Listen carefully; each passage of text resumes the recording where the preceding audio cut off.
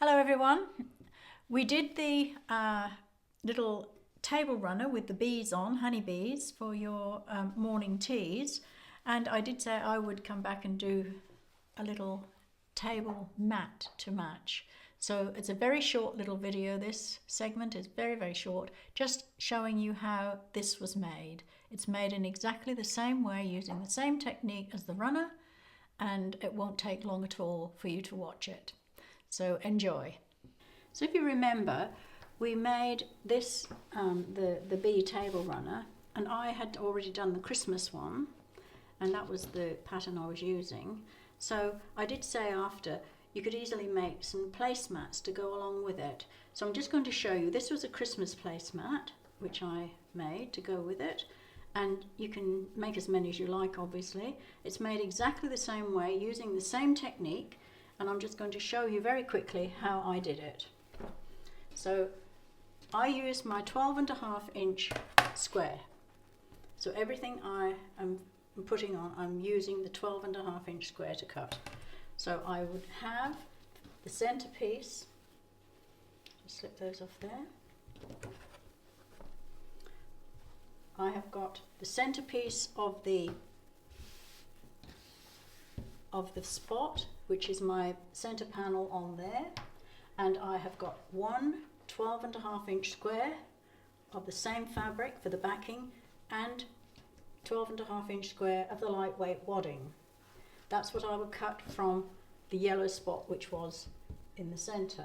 The bee print, I have got two pieces, 4.5 again by 12.5 inches wide. I've got two pieces of that, which will go we'll go that way round for you.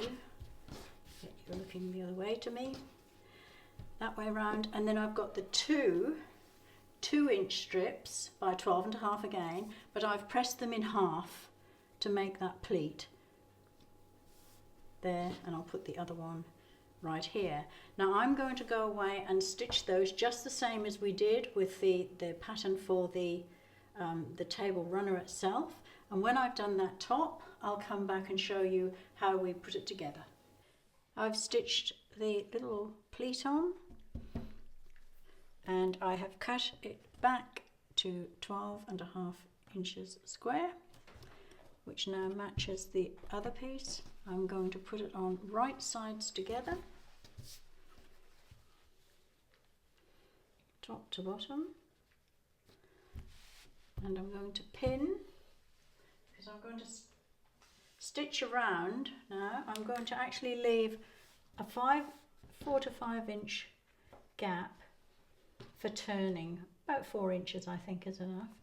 I'm going to stitch using a generous 1/4 inch stitch, so I use the outside of my foot for this one all the way around, and then I will trim back any wadding that's in the way and flip it over inside out, turn it to the right side. So leave a gap around 3-4 inches along here for turning, stitch a generous 1/4 inch all the way around, turn it to the right side, give it a good press, and then I'll come back because we're then going to top stitch it. We're not going to bind it, we're going to top stitch it just the same as we did the runner.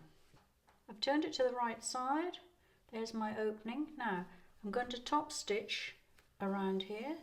Now you can do it 1/8 of an inch, which is about the same as I did that, and it will catch in that opening, so you don't need to hand stitch that opening. You can catch that in as you go around, and then I'm just going to do 2 lines in the ditch down here on the inside, not on the flap side, on the stitch side.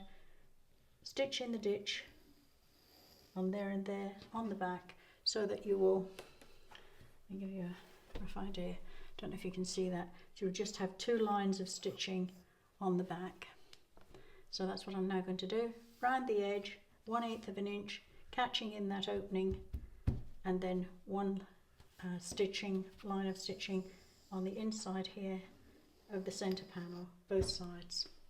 I've done the top stitching all the way around, caught in the gap and everything, and I've also just done stitching in the ditch on the back. So that now is complete. And it's a good idea. Now, if you were using this, there's a lot of charity morning teas going on at the moment. So if you have spare, excuse me, if you have spare fabric, you could make the runner and say 4 placemats and use it as a door prize or a raffle prize or something to raise a bit more money for your charity tea. So it's a good idea. Remember, just one more thing. When you top stitch and stitch in the ditch to quilt, that's all the quilting it needs. Make sure you don't stitch on the wrong side and stitch the pleat down, because that would be disastrous. So you're finished, and if you've enjoyed this little segment, then give us a thumbs up and subscribe. And the pattern for the runner is in the Etsy shop, my Etsy shop. Go along and have a look at that. And next time I'm going to do something a little bit different, and it won't be long before it's out because we're doing it today as well.